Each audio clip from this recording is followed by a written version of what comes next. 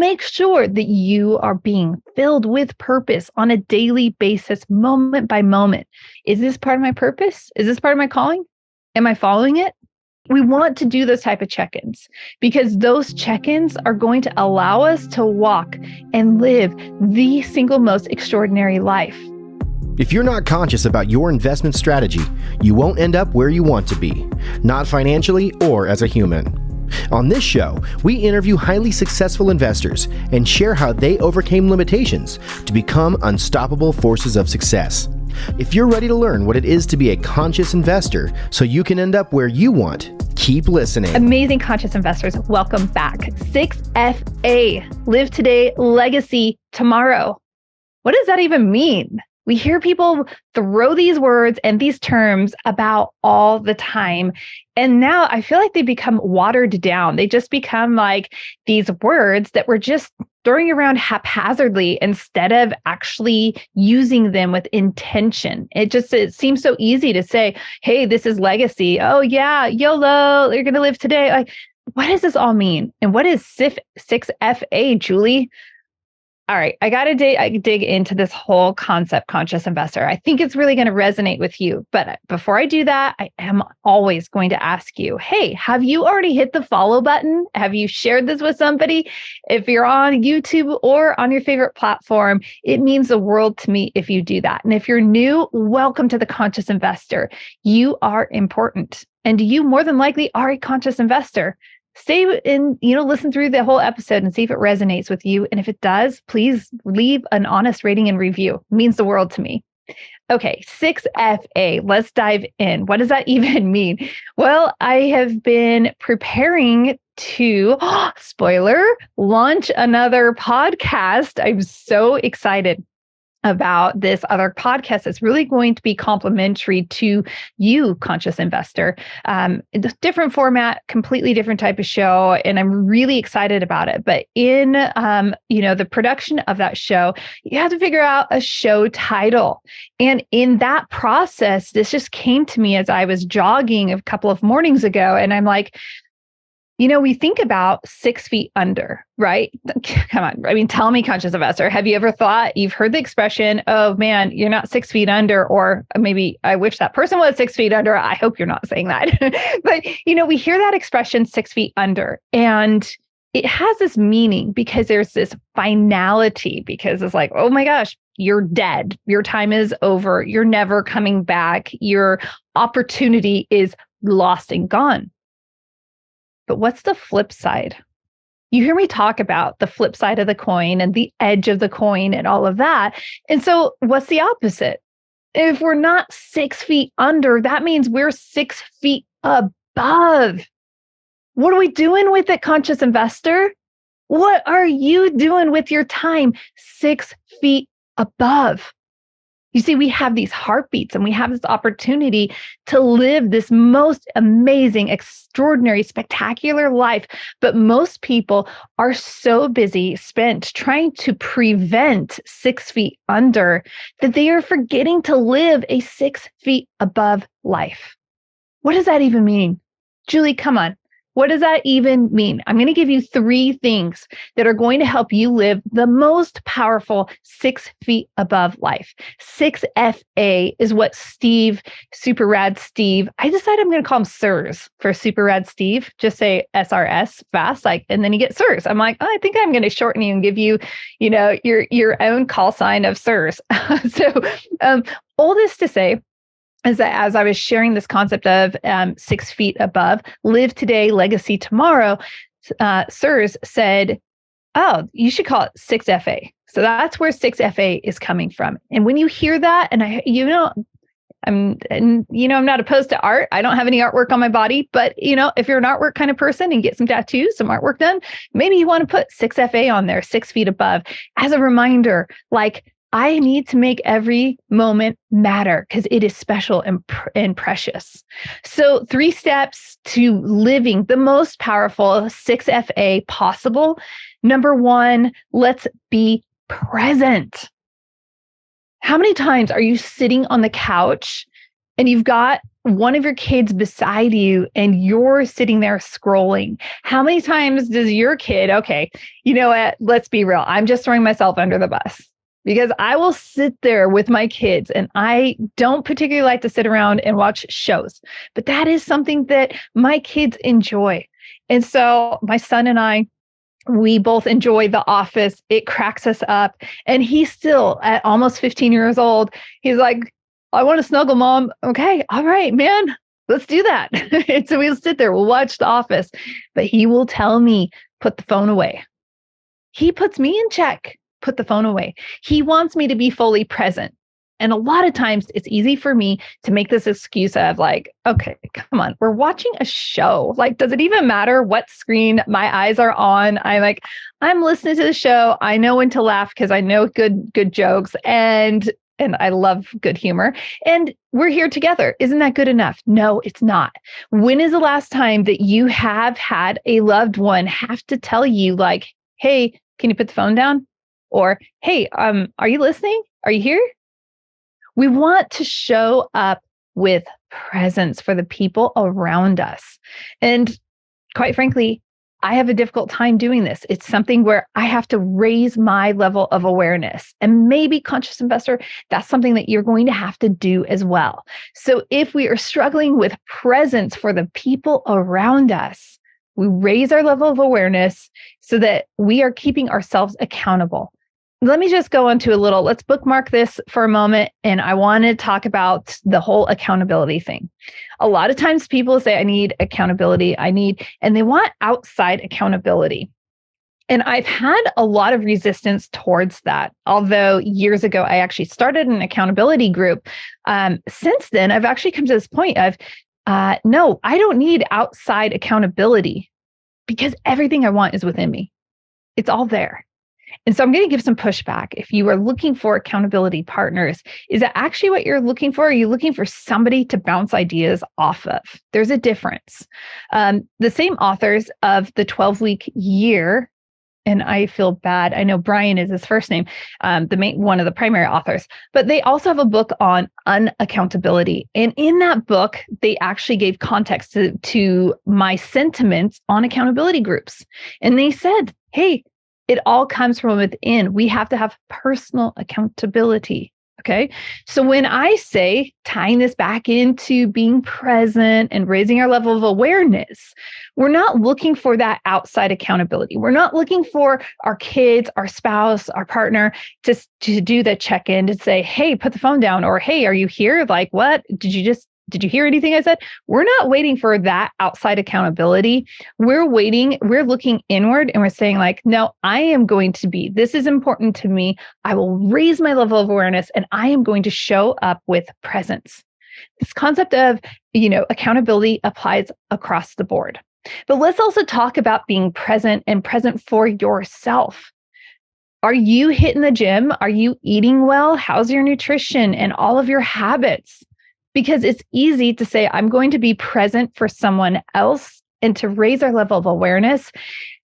That is easier than, I'm going to go, get my butt to the gym in the morning or hit the road with my running shoes or hit the trail on my bike, whatever it is that you are doing to maintain your physical fitness, your cardiovascular fitness, your muscular strength fitness, your nutrition. It's so easy to just let these things slide and say, I'm tired. I don't want to, it's been late nights. For me, when I was doing the whole single mom thing for the week that Steve was gone, taking care of some family business, it was just like, oh, wow, well, I got to be up early for this kid and I'm up late for that kid. And I'm just so tired. It's easy. Making excuses is easy. Remember that episode recently where I said, simple, now I'm not going to even quote myself correctly, but it might be simple, but it's not easy, right? And so we know what we need to do. Are we showing up with presence for ourselves? Are we showing up with presence for ourselves physically?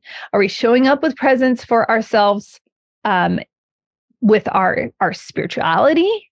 Like for me, you can tell if I'm not reading my Bible, if I'm not connecting vertically with God, it shows in my life. Okay. You will be able to see that disconnect. So how are you taking care of yourself spiritually, physically, mentally? Are you reading good quality books? Or are you binging on, like fun novels? They don't have to be trash novels. I mean, like there are a lot of really fun stories out there. And I'm not saying you shouldn't enjoy those type of books, but think about and audit. Am I showing up with presence in what I am reading and what I am listening to? Well, you're listening to this, so I know that you're trying. I know that you're striving for more and growth. So I appreciate that. And high five to you, conscious investor. So when we show up with presence, it's not just showing up with presence for others, but it's also showing up with presence for ourselves. All right, that's number one. Number two, be purposeful. Everything that we do should be purposeful. It should be intentional. We are not living haphazard lives. Now, I didn't stray. I like to experiment. And, over the last few years, I've experimented with different habits, different routines, and such. Recently, I did an experiment trying to transition from being a fully paper person. I love paper. That, conscious investor. I always talk about it. But I transitioned into a Rocket book, and I like the Rocket book. I mean, I have a friction pen, so I'm still writing. I'm not in front of a screen, which is a primary reason why, we don't like using technology for every single thing. And then I noticed it just wasn't working for me. My calendar, my timelines, because I like to have hour by hour what is taking place throughout my day. And I was just having a hard time keeping everything in order, keeping time on time. So I transitioned back into my old paper planner. So I'm just letting you know, every hour of our day should be intentionally spent. And guess what? It doesn't have to be intentionally spent on productivity for our businesses. And it doesn't have to be intentionally spent on, making sure that we're building relationships with others. It could be intentionally spent on taking a break. Those should be in our schedules. I have taking a walk in the afternoons in my schedule. And now here's the thing, is that a lot of times our purposes become challenged. Somebody else is going to try to come and encroach on that space. I promise you. I promise you that when you put on there that you're going to go do something for yourself or for your body or, to relax, someone else is going to say, oh, that's the only time I can meet. What do you do? All right. If you're like me in the past, I've caved and I'm like, oh, it's just this once. It's just this once. But it sets a precedent that is really critical in our lives that we have to break. It sets a precedent of, it's really not that important. So for me recently, I reaffirmed my own convictions. That time, that walk, that lunch break, that time to just go chill and catch my breath and stretch my legs and all of that, that is important and critical. It is purposeful. So every moment that we have is a gift. Your heartbeats, they're measured. There's a point to where we will be 6FU, which that I just said that aloud. Doesn't come out exactly the greatest, right? But we will be 6 feet under at some point. How are you using those heartbeats now? How are you being purposeful with those heartbeats, with your family, with your friends, with your career, with your contribution to the world? Okay, these are important. So far, we've had 1, be present. 2, be purposeful. And number 3 it's going to be a play on words, really. Be purpose filled. So if we look at purposeful, it means full of purpose, right? And we're just being intentional with something. When we talk about being purpose filled, let me tell you, that's the mojo of life. When you are being purpose filled and you are aligned, for me, that's a vertical alignment with my creator, God, who loves me and gave me unique giftings for special things. It's my contribution to the world. But the coolest thing is that you are uniquely created as well. Now, The rest of the world and society and culture is going to tell you like, oh, you need to just go through these motions and you need to play it safe and you need to stay in your lane. And I bumped into a friend at the coffee shop this morning and I said, listen, the whole world is going to tell you at a certain point when you're trying to make this big transition with your business, they're going to say, oh, you got to have this much money and it has to look like XYZ. Why?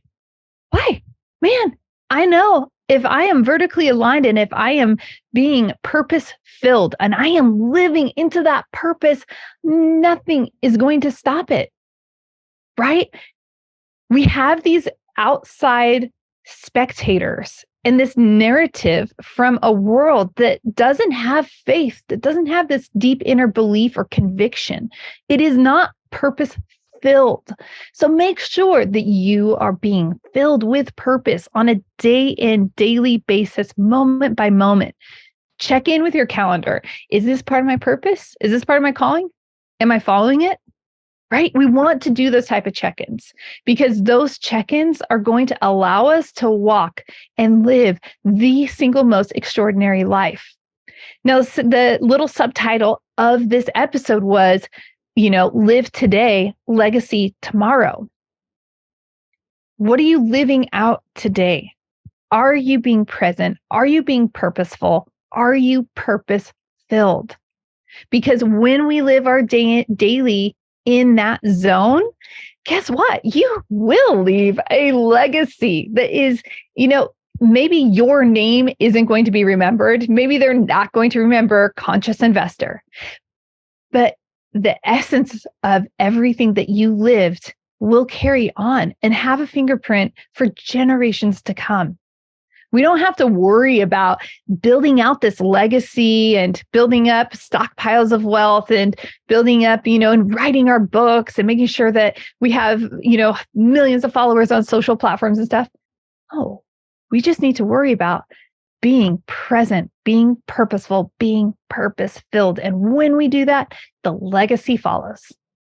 Conscious Investor, I am so excited, if you haven't noticed, about this whole concept. I want you to be empowered to live the most extraordinary 6FA you have ever experienced. Now, if you haven't experienced this to this point, and maybe you are a new conscious investor, so you're still figuring this out, guess what? It's fun to figure out. Don't consider it a chore. Don't consider it something that's going to weigh you down and something you have to do and I have to figure this out. It will unfold before you. Just take the next step. As the book, The Alchemist, Paulo Coelho's book says, is like, just to, walk the path that unfolds before you. You don't need to worry about 20 million steps ahead. You're not ready for that, but you're ready for the next step. And for you right now, that might mean I'm raising my level of awareness. That's all I need to do. I just need to raise my level of awareness and I'm going to be present. I'm going to be purposeful and I'm going to be purpose filled in everything that I do. One day at a time. You're not out. You don't have to worry about the whole month. You don't have to worry about the whole year. And you don't need to worry about the next 3, 5, 10, 20 years. You just need to worry about how am I showing up today? And actually, I cannot even believe I just said worry about it because we all know, like we do not waste over worry as conscious investors. We know better than that, but we don't need to even let this be a second thought. We need to just simply live the moment that is gifted to us. And all of those moments, have that compound effect. Conscious Investor, I am so excited for you. And I want to know what your 6FA is looking like. By the way, if you want SIRS, Super Rad Steve, I think he should launch a podcast called 6FA. Let me know what you think. Shoot me an email, julie@julieholly.com, or, text me, through the social platforms or something like that. I would love to have your feedback. You can leave a rating, review, leave it there, however you want to do it. But I'm jockeying to have him start a podcast called 6FA. Anyhow, I appreciate you, conscious investor. I appreciate that you are striving to live present, purposeful, and purpose-filled. That's why you're here listening, and that's why you share the podcast episode. And this is why your life is doing so much more than you can even wrap your head around right now. Until next time, conscious investor, live big, love bigger, and do great things. What's the big deal about investing in apartments? Why is it better than investing in a slew of single-family homes? I've compiled a lot of information on why investing in a multifamily, also known as apartments, will help you reach your investment goals. Head over to 3keysinvestments.com and download the Why Invest in Multifamily guide today.